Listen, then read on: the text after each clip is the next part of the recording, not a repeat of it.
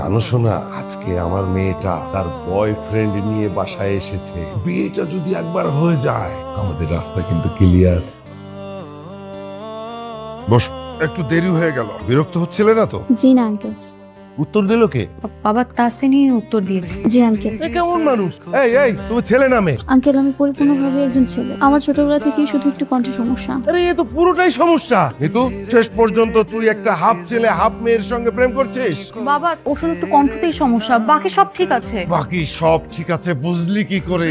ও তো মিথ্যাও বলতে পারে। আঙ্কেল প্লিজ, আমি একদম ঠিকঠাক আছি। আমি এরকম একটা হাফ ছেলের সাথে হাফ মেয়ের সাথে তোকে বিয়ে দেবো না। আঙ্কেল আমি আর মৃত্যু দুজন দুজনকে সত্যি সত্যি অনেক বেশি ভালোবাসি। থাপ্পড় দিয়ে তোর 14 গোষ্ঠীর বিয়ের শখ আমি মিটিয়ে দেবো। বের হ, আমার বাড়ি থেকে বের হ। এই মিতু, তুই আবার এই ছেলের সঙ্গে ঘুরে বেড়াচ্ছিস? মিতু আমি সরি, আমি আসলে বুঝতে পারিনি যে যার সাথে আমি এতদিন ফোনে কথা বলেছি সে তোমার বাবা।